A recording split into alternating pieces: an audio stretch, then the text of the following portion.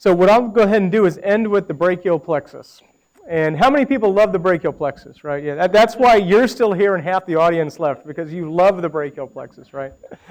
Well, the brachial plexus, for those of you that are here, I can assure you by the end of this talk, I will make a bet with any amount of money, you will understand the brachial plexus in 40 minutes. You will be able to identify the anatomy. You trust me on this one? Yes? In the residents of the back row, you trust me on this one? Yeah? All right. All right. And the way I'm going to tell you is that next time you look at a cervical spine CT, or neck MR, just ignore the accessory organs, just look at these structures and you will always see the brachial plexus, promise you. So the brachial plexus arises from the anterior divisions of C5 through T1. Now there's some variations in innervation. Some people say it goes from C4 through C8, it's called a prefixed plexus, and sometimes C6 to T2 post-fixed. But really for the purposes of this talk, just remember the brachial plexus goes from C5 through T1. This is the classic anatomy that we learned in medical school. We always learned that radiology techs drink cold beer, right? And that's the roots, trunks, divisions, cords, and branches. So if you can remember that your radiology techs drink cold beer, you'll always remember the roots, the trunks, the divisions, the cords, and branches. That's the mnemonic that I remember. And oftentimes, as I'm at the reading room, I'll just remember that. I'll say, well, radiology techs drink cold. And if beer is too offensive, you can say beverages, okay? Now, let's go ahead with the standard anatomy that we learned in medical school. So this is the roots. So this is C5 and C6. And if you're following at home, just look at the schematic illustration over here. But C5 and C6 combine to form this upper trunk. Then C7 continues by itself to form the middle trunk. And then C8 and T1 combine to form the lower trunk. So you've got your upper, your middle, and your lower trunks. Then the trunks divides. And so you have the anterior divisions and the posterior divisions. And these divisions eventually go on to form the cords. Now the cords are given their name by the relationship with the subclavian/axillary artery. So if you're a purist and you read the anatomy textbooks, it's the axillary artery. For me, I just say subclavian artery. So the posterior cord, lateral cord, or medial cord is that relationship with the axillary/subclavian artery. So that's the anatomy that we all learned in medical school. Remember the 10% of us that went to medical school, maybe that 10% left and the 90% that didn't go are still in the room. But that's the anatomy that we learned in medical school. Now the surgeons have their own relationship or their own anatomic classification with the brachial plexus. And they refer to it as the supraclavicular plexus, the retroclavicular plexus, and the infraclavicular plexus. So when we look at the supraclavicular plexus, this essentially are the roots, some small spinal nerves, and the trunks. The retroclavicular plexus are the divisions, and the infraclavicular plexus are the cords. So remember, radiology techs drink cold beverages, okay? Just in case anyone is offensive. So that's a surgical anatomy. Now, what I say is then the radiological anatomy. Now, the radiological anatomy can be easily found if you remember 3 pieces of anatomy, just 3 pieces. And since the crowd is thinned out, it's the last lecture of the day, it's been a long, intense day, I'm going to preach to the choir, and I'm going to emphasize this over and over again. Because if you remember these 3 pieces of anatomy, you'll always find the brachial plexus. So the supraclavicular plexus, remember this area right here, the roots and the trunks, is located between the anterior and the middle scalene artery. So here's the anterior scalene, the muscle, and here's the middle scalene. So scalenus anterior, scalenus medius, and posterior are combined. And within the plane of these muscles are the roots and the trunks of the brachial plexus. So here's an anatomic, this is from the Anatomic Visible Human Project on your left and a non-contrast T1 on your right. So if we look at that, you just have to identify where the anterior scalene is. So let's work our way centrally and work our way peripherally. Here's our trachea, here's our esophagus, here's a thyroid gland, carotid artery. As we come out, here's the anterior scalene, here's the longus coli muscle, here's the middle scalene. So where's the brachial plexus? Is it A, B, or C? B. See how it's right there? Once you know the anterior and the middle scalene, it just jumps out at you. Now let's look at the non-contrast axial T1 weighted image. So anterior scalene, middle scalene, everybody see the brachial plexus right there? Standard, those are the 2 muscles for the supraclavicular brachial plexus. So anytime you, again, ignore the vertebral bodies and the cord. Next time you look at a cervical spine MRCT, start looking at the brachial plexus. And I can guarantee if you do this for the next 5 days and just look at 2 or 3 brachial plexuses on those, this will be embedded in your memory for time immemorial. Now, what about the other parts of the plexus? The retro and the infraclavicular plexus can also be easily seen. Because remember, what was the relation? How were the cords named? The cords were named by what? By their relationship to the subclavian/axillary artery. So, if you find the subclavian or the axillary artery, then just adjacent to it, you're going to find the cords of the brachial plexus. It's that simple. So, again, on the Visible Human Project, here is the subclavian artery, and there are the cords of the brachial plexus. Similarly, there it is on the right side. You see them laying right there.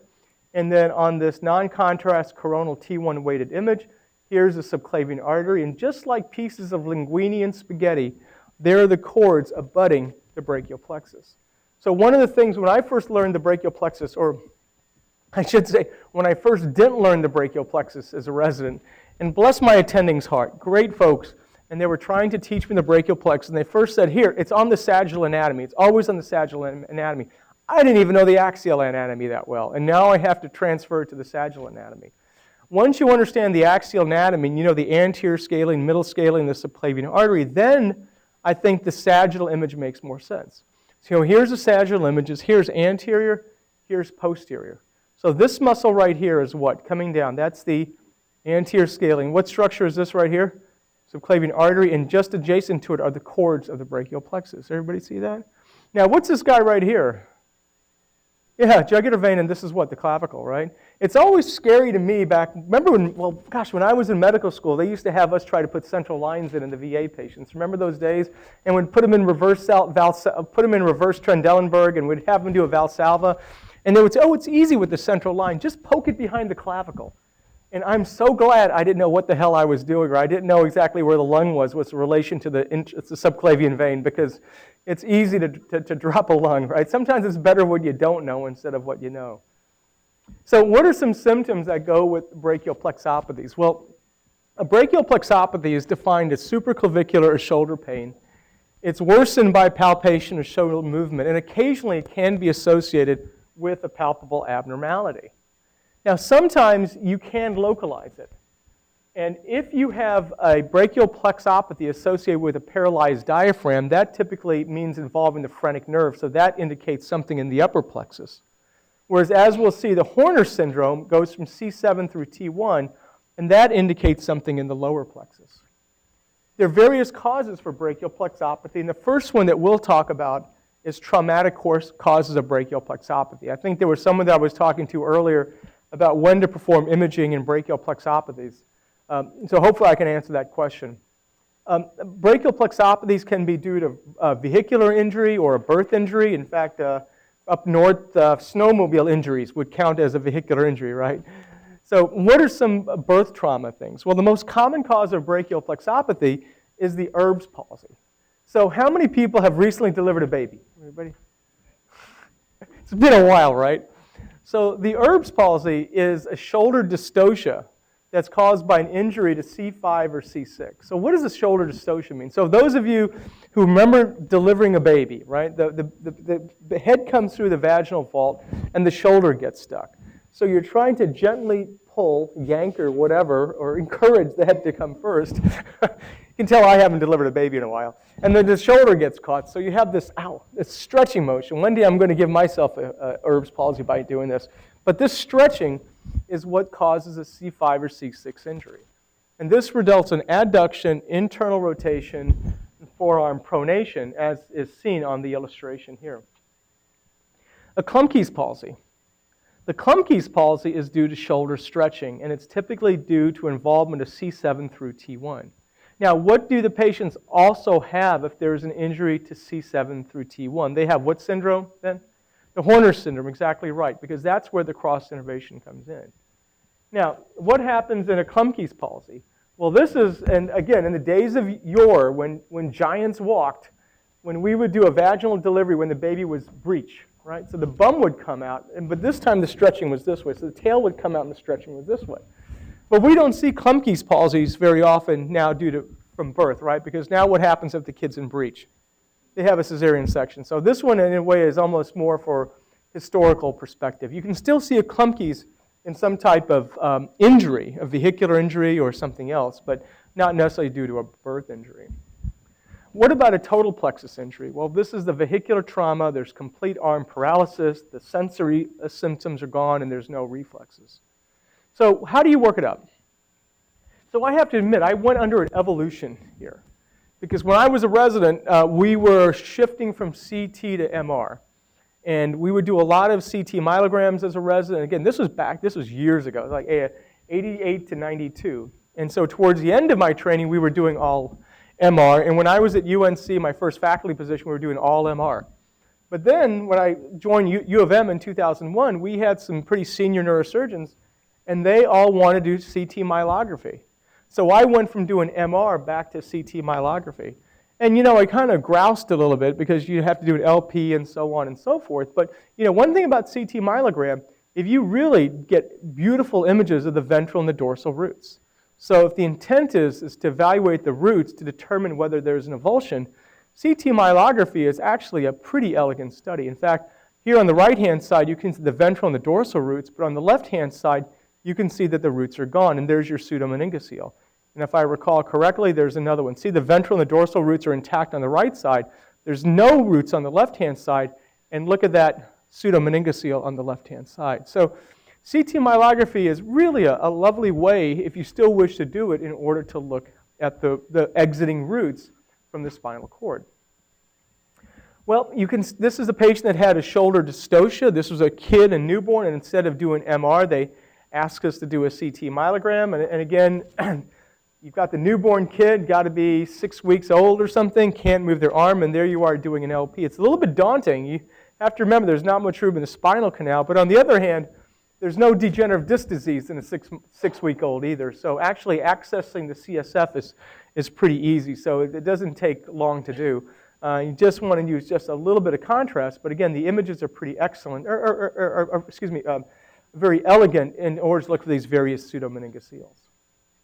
Well, with MR, certainly with 3T and the various channel coils, you can get a very good view of the cord itself, the central gray matter. There's your ventral and your dorsal nerve roots.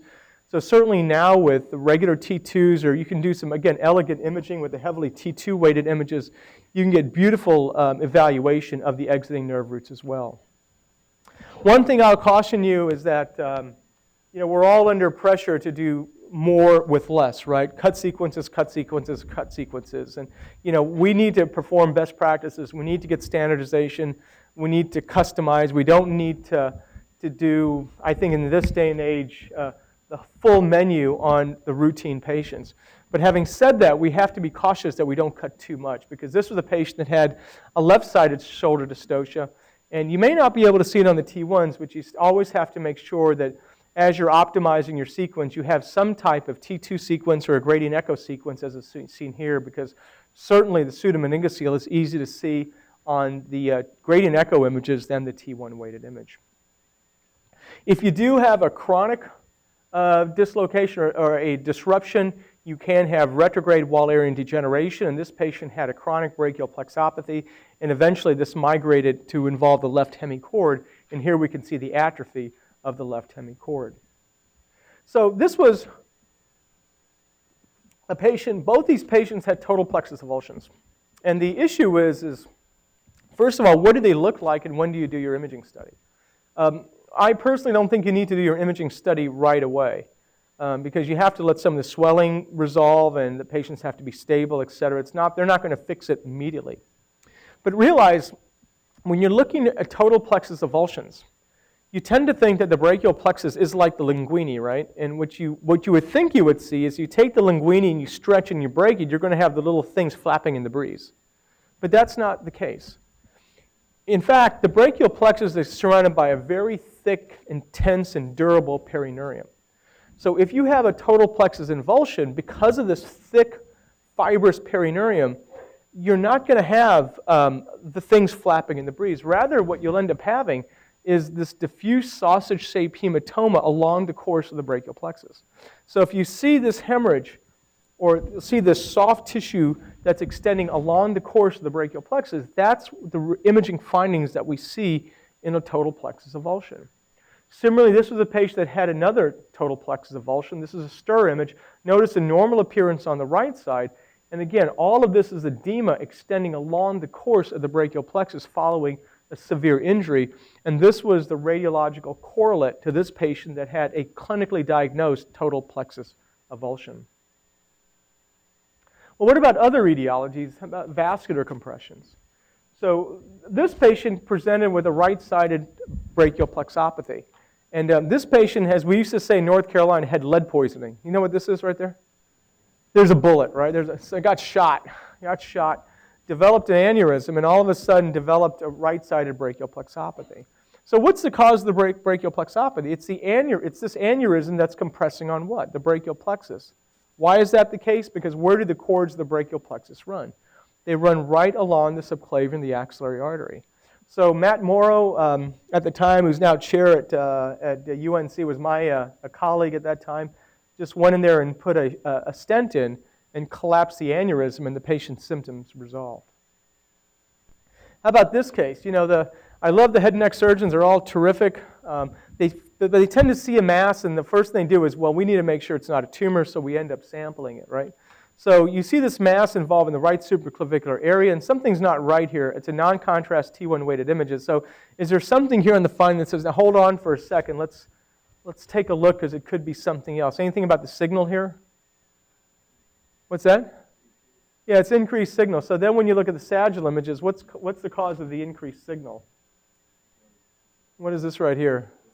Yep, that's the blood. And this is actually a little jet, because there's a subclavian artery, and this little jet right here is actually the flow caused by blood flowing into a pseudoaneurysm, and this was actually the pseudocapsule of the pseudoaneurysm. So, you know, if you do see something in the base of the neck, always try to, and we all know this, but just make sure you understand the full relationship of that mass associated with the artery. Because if you're not careful, you could potentially get beat by a little pseudoaneurysm there. Well, what about neoplastic things? You know, you figured out now I'm a pretty simplistic person. I'm not very complex, and I like to break down these concepts into things that we can follow. So I just break my tumors into nerve sheath and non-nerve sheath tumors. And let's talk about the benign ones. You know, the most common primary nerve sheath tumors in neurofibroma. About 2/3 are solitary, about 1/3 are associated with neurofibromatosis type 1.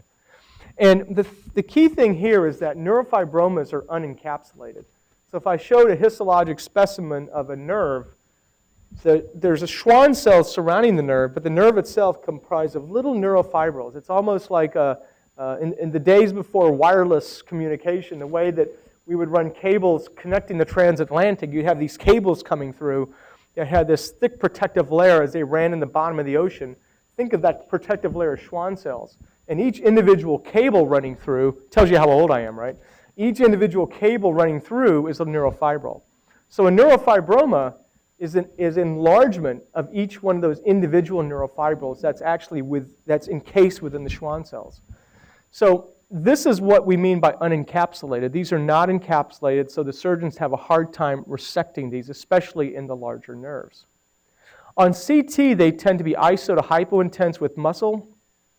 They can have the bone remodeling if they're stenting into a neural foramina, and on MR, they're iso-intense to T1, they enhance, and there is some T2 signal. So this is an illustrative case. This patient has a mass involving the neck, right? So let's take a look at the top left image. We see this mass involved in the left neck. We're all experts now, right? So we see this mass and we'll say, aha, so what's our differential now, diagnosis for that mass? You could go through the litany, right? All sorts of stuff. A lymph node, a direct metastases, a leiomyosarcoma, rhabdomyosarcoma, etc. But now, what are the principles that we talked about before? What were the 3 pieces of anatomy that we had to have? Anybody remember them? What were the 2 muscles? Anterior scalene, middle scalene, and what was the vessel? Subclavian artery. So what we do now is we come over here, we draw a line down the middle, right? Draw a line down the middle, and we can compare one side to the other. So this is pre-contrast and this is post-contrast.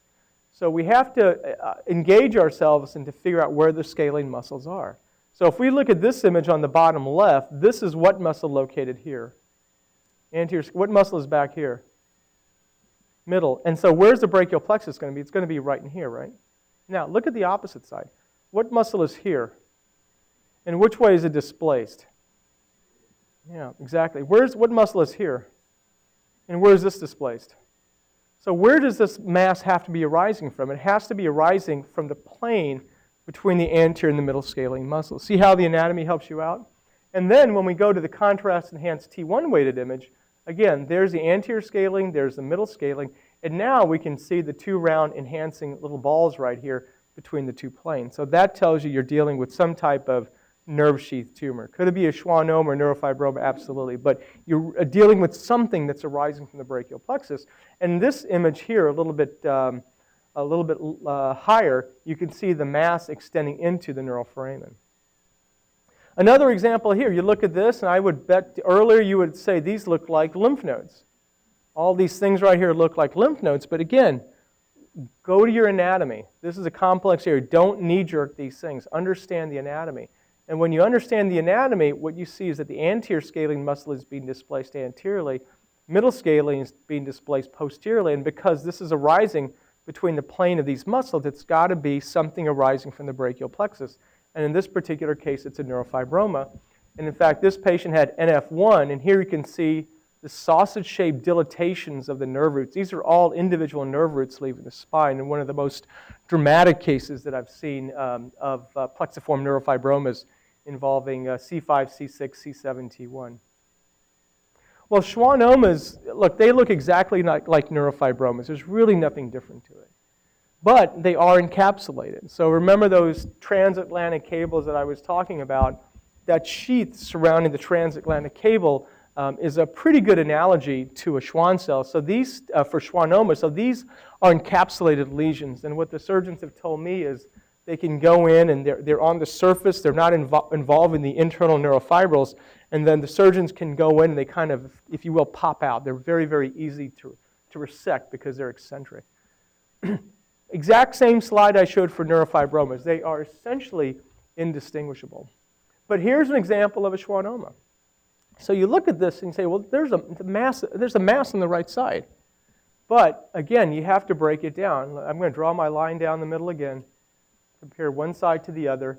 Here's the anterior scaling, here's the middle scaling, and there is a brachial plexus there on the left side.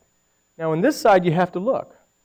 And when you look real closely, there's your anterior scaling here, the middle scaling is back here, and this mass is heading right into the neuroforamen. So there is indicative that whatever this mass is, it's involving the brachial plexus. And in this case, it happened to be Schwannomas. Another example here on your left-hand side, just a nice example here. There's your anterior scaling being displaced anteriorly, the middle scaling posteriorly. There's your brachial plexus. And one more case here, a T2 weighted image. Your anterior scaling is draped over, middle scaling draped posteriorly, and there's your Schwannoma. It has high signal on T2. So there's an old saying, Mark Twain one time said, good judgment comes from experience, and experience comes from bad judgment. Anybody ever heard that? Anybody in the room have experience beside me? Yeah. Unfortunately, I have a lot of experience, right? So this was a case, this was when I was at UNC, that was read 3 times, twice by me, I think, read normal on CT. And it was a neck mass at the base of the right neck. Every time the surgeon pressed on, they could feel a little nodule, but we just couldn't see it on CT. And I looked, and I looked, and I looked, and I couldn't see it. If anybody sees it there, but hopefully no one's going to say it's there. Hopefully no one's going to say, Mukherjee, it's there, you moron. It's easy to see. Now do you see it? Right, it's right there.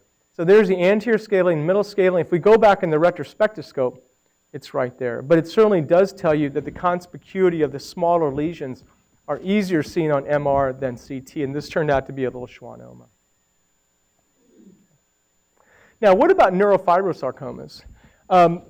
We don't see too many of these. The other name for this is now sometimes used malignant peripheral nerve sheath tumor. So You know, when I was growing up, we called it neurofibrosarcomas, but I think certainly the name has transitioned. Most patients with NF1 don't get radiation therapy anymore, but historically, if you read the textbooks, it was viewed as a delayed complication. There's an example of a neurofibrosarcoma. Now, again, it's not necessarily what I want you. I want you to be able to say this is involving the brachial plexus. Because if you see something like this, the first thing that you're going to give is a big differential diagnosis for a neck mass. But the key thing here is what tips us off that we're probably dealing with some type of aggressive mass that's involving the nerve, so we can include in our differential. And again, the main thing now is to look for this vessel right here, which is what? Subclavian, or right now it's a subclavian, eventually the axillary artery. And when we see that, we can see that the artery is being displaced inferiorly. And with the leap of faith, this mass looks like it's more longitudinal and sausage-shaped and extending along the expected course of the brachial plexus. And this is the contrast-enhanced T1 weighted image. Again, here's the artery on the right side, and here is the artery here on the left side. So again, that tells us that it's directly adjacent to the brachial plexus, so we have to consider a malignant tumor involving the brachial plexus in our differential diagnosis. Another example here on the sagittal image, there's the artery. Remember, the cords live right along the artery, and we can see this tumor involving the cords. And when we look a little bit more proximally, there's a linear enhancement. Then we look at the spine. This tumor actually extended proximally all the way through the neuroforamen. In fact, here's the target sign of a normal neuroforamen with the little nerve in the center. How about benign lesions involving the brachial plexus? We can all make the diagnosis here. It's a lymphatic malformation, undergone various iterations. When I grew up, it used to be called a cystic hygroma. Then I think we had microcystic, macrocystic, and mixed, if I recall, the various types. And on this axial T1 weighted images, here we can see the artery being displaced anteriorly by this mass. So cystic hygroma is high signal on T2, low signal on T1. And see how the subclavian artery is displaced anteriorly? That tells us that the mass has to be involving the brachial plexus. And this was a mixed vascular malformation. Again, I just show it because pretty complex. We don't have talk on vascular malformations this year, but just to say that you can say that the plexus is involved because of the proximity to the subclavian artery. Here's a lipoma involving the supraclavicular fossa. Here's a subclavian artery. There's the brachial plexus. This is a non-contrast T1 weighted image, and after fat suppression, you can see that the high signal is completely suppressed. Again, the key thing is, how do we know that it's involving the plexus? Because of this proximity to the subclavian artery. And this was an interesting case. This was a 16-year-old kid. I'll never forget this. A 16-year-old kid, and we used to have tumor boards every morning at UNC at 7 a.m. So it would all show up at 7 a.m. And I remember the head of ENT comes up and he says, "Hey, Suresh, how you doing?" I said, "Hello, Dr. So-and-so." He used to talk like this. I said, "How's it going?" He says, "Good, good. Hey, I got this kid here. He's a wimp." I said, "What do you mean he's a wimp?" He says, "Every time I try to biopsy this thing, he screams bloody murder." He said, "It's just this mass." I said, "What do you mean?" He says, "Well, here, take a look at these films." And then if you look carefully, where is this mass actually arising from? So what is the structure right here? No, sternocleidomastoid's here. Anterior scaling. And the posterior scaling is here. So when he was actually doing his biopsy, I think he kept missing the mass, but he did hit the brachial plexus. So I didn't tell him that. And I said, "I don't know. I guess you're right, sir. The kid's a wimp." And oh, by the way, so anyway, this kid ended up going for embolization of this. This was a little kid here, again, with a capillary hemangioma, or I should say hemangioma at birth. And just to show here, we can make these diagnoses and see the brachial plexus on CT.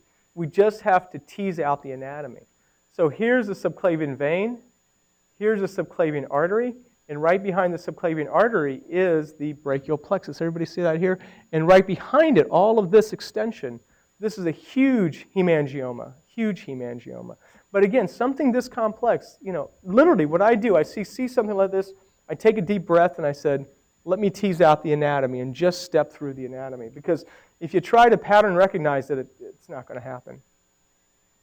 Well, there are a variety of non-nerve sheath tumors too. The most common that can involve the brachial plexus are Pancoast tumors. And certainly the axial images are very beneficial. So here's a schematic illustration from Netter demonstrating this Pancoast tumor involving the superior sulcus. So that's why we would call it a superior sulcus tumor.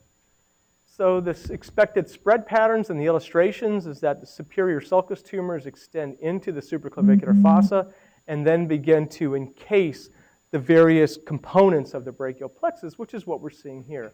So here's the Pancoast tumor going through the lung apex and extending into the supraclavicular fossa and engulfing the components of the brachial plexus. Here's this normal sagittal image on your left, subclavian vein, subclavian artery. There are the cords of the brachial plexus. This is the venous confluence. Here's the subclavian artery, and notice how this tumor has grown through the lung apex. There's one of the cords of the brachial plexus. There's another one, and it's involving another cord of the brachial plexus. So my point is the sagittal images, I think, are helpful, but I think you really need to learn the axial and the coronal anatomy as well. You know, for metastasis, again, when I was programmed as a resident, someone showed me a mass like this, and I would go through a huge differential diagnosis, right? It could be metastasis, it could be blah, blah, blah. In real life situation, you already know what the answer is. You know, the patients will tell you what their primary tumor is. But our real job is someone comes in and they have a tumor and they've been treated. The issue is are there metastases present, and is there involvement specifically of the brachial plexus? So you'll see this huge thing, you're like, well, the answer, yeah, probably so, it's so big, right? Probably so, right? But in actuality, how can we be a little bit more erudite in our diagnosis and our assessment? So yeah, you've got a pretty good sense here. You're starting to make out the anterior to middle scaling. But what's the finding here that tells you that this has to be, the brachial plexopathy is unequivocally due to the metastasis? What is being encased here? What's that? See that? Yeah, there's your trigger. Remember we talked about the carotid arteries being an indicator of what spaces masses were in? The subclavian arteries are trigger to determine whether or not that plexus is involved. In this particular case, we have this huge mass here. There's a subclavian artery. We know the plexus is on it, so it's got to be involved with it. Another example here, metastasis again too. All right, so let's go through our thing. Where's the, you see it now. Now it's easy, right? Now your eye goes to it. Trachea, thyroid, carotid artery, there's the big mass. Is the mass involving the plexus? Well, there's the scalene, there's the middle scalene, the brachial plexus is heading here, and guess what? Right? Same thing here, anterior scalene, middle scalene, there's the plane, and there's the tumor extending medially to involve the brachial plexopathy. So in this particular case, again, by knowing the anatomy, we can say that the brachial plexus is involved. One more example here, this was actually due to leukemia. Leukemic infiltrate, anterior scalene, middle scalene. All of this is involving the expected course of the brachial plexus. In fact, this is extending medially to go through the neural foramen. What about inflammatory process? Let's get to the real life situations. It can be due to post-radiation or idiopathic or familial. One of the challenges that we'll get is that if someone comes in and they've had lung cancer or they've had breast cancer and they've been treated with high-dose radiation therapy, patients may develop that brachial plexopathy, but it's unclear to the referring physicians as to whether it's due to metastases or whether it's due to radiation-associated brachial plexopathy. Now, we used to do a fair amount of MR 20 years ago for this. And then the utilization of MR for brachial plexopathy started to decline. And the reason was what? What modality did we start looking at? It was more PET-CT, right? Patients were sent for PET-CT. But surprisingly enough, I've seen more and more MRs now being done to look to determine whether there's a radiation-associated brachial plexopathy. And as Dr. Sam mentioned, I've learned after many years of work with radiation oncologists, I never use the term radiation-induced anything, right? There's no such thing as a radiation-induced sarcoma, right? My radiation oncologists always say, well, it could be radiation-associated, but it's not radiation-induced. So I'm very clear to use radiation-associated brachial plexopathy. But then the issue is is there something here that tells us that this is radiation-associated brachial plexopathy and it's not a tumor? And so what I'm about to tell you is really more of an art than a science. because not every one of the cases that I've seen that I've made the diagnosis on has gone for biopsy and confirmation. But on the other hand, they have had follow-ups. So could there be small little microtumors in there? Sure. But having said that, what I look for that suggests that I'm looking at a radiation-associated brachial plexopathy is if I see the brachial plexus and it looks like someone took Elmer's glue. Anybody of the vintage where we used Elmer's glue before? Elmer's glue and glued the brachial plexus together, and it looks like a glued sausage-shaped linear structure.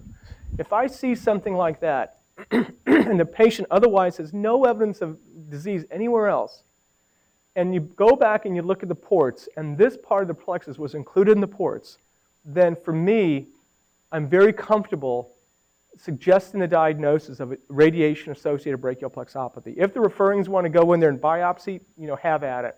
But this is what I end up looking for. Another example, radiation-associated brachial plexopathy. Again, let's look at that normal anatomy because it's so important. On the right-hand side, anterior scale, middle scaling, and look at the normal appearance of the brachial plexus. Pretty well distinct, right? No enhancement. Now look at the involved side. Anterior scaling, middle scaling, and look at the brachial plexus. It looks thickened, enhanced, and swollen. Similar to this side. Here we go, subclavian artery, there is a brachial plexus, and here we can see thickening of the various components of the plexus with a little bit more enhancement. In one more case, radiation-associated brachial plexopathy, compared to this side, we can almost see a striated appearance to the cords of the brachial plexus. You can see intermediate fat, but look at this side. See this sausage-shaped appearance on the non-contrast T1? We give contrast that diffusely enhances. And here's a stir image. See just the diffuse increased signal, again, along the cord. So I don't know if, take the same drugs I do, but to me it looks like those things are all glued together. So that's why I would suggest that these are the findings associated with radiation-induced plexopathy. The other thing that we can see is that if patients have had chemotherapy, they'll sometimes develop a mononeuropathy or a polyneuropathy that's extending down the arm. So in these particular cases, make sure you look at the spinal canal, because in this case, this was diffuse enhancement, and this patient was treated with vincristine, which we know has a higher likelihood of a neuropathy. And here we can see enhancement of, in this case, the dorsal nerve root, and compare that to the appearance of the other nerve roots as well, too. So remember, the roots are a part of the brachial plexus, so we always have to remember to look centrally. We can have also idiopathic brachial plexopathy. So here's an example again. I would say earlier you would say, well, these are a bunch of lymph nodes, right, involved in the neck. But when you see something like this, just go through your litany, the anterior scaling, middle scaling. Because these things are in the plane of the brachial plexus, it's got to be involving the nerves, right? So in this case, this is an idiopathic brachial plexopathy. And one other one too. Here we see diffuse enhancement and thickening. This patient never had radiation therapy. But instead, this patient had idiopathic plexopathy, probably one of the chronic idiopathic inflammatory neuropathies involving the brachial plexus. Here we can see diffuse enlargement of the cords of the plexus. And this is something, I'm not a musculoskeletal guy, and I have to admit, I always try to avoid talking about this disease, but this is Parsonage-Turner. So in general, being a head and neck guy, I try not to go more peripherally than about half the lung apex. But on the other hand, I have to realize that the brachial plexus does supply some musculature peripherally. And one of the things, and I probably have missed cases of Parsonage-Turner, I will readily admit, that's my quote-unquote experience, right? So Parsonage-Turner, we have to remember when someone has a brachial plexopathy, Parsonage-Turner clinically is the acute onset of brachial plexopathy. It's typically felt to be virally induced. And the two most common muscles that are involved are the deltoid and the infraspinatus. And if there are any musculoskeletal radiologists here, please correct me if I'm wrong. But do I have it right? I think those are the two muscles. I don't see Kanaki or Fajardo here. So, but if there's anybody else, correct me if I'm wrong. But here we can see on the coronal image, in this case, enhancement of this muscle, and I believe that's the infraspinatus. If I'm correct, the deltoid should be a little bit more peripheral. And in this case, in another case, again, diffuse enhancement of this transversely oriented, or I should say, in the axial plane, we can see it. And I believe that's the infraspinatus as well. So essentially, what we are seeing is in a way, not necessarily, maybe an acute denervation is the way to think of it. It's felt to be virally induced. It inflames the muscles, and now we're seeing essentially a myositis due to the muscles that are at the end of an involved nerve. So that's Parsonage-Turner. And actually, when you look peripherally, in this case, we can see enhancement of multiple nerves and roots compared to the rest of the spine. The last thing that we'll talk about is pain management and pain localization. So if you do perform CT scans, we can do interventions involving the brachial plexus. And we sort of borrow this from our anesthesiologists because some of the local ways that they can do plain box is called the interscaling approach, where the anesthesiologist will palpate the neck.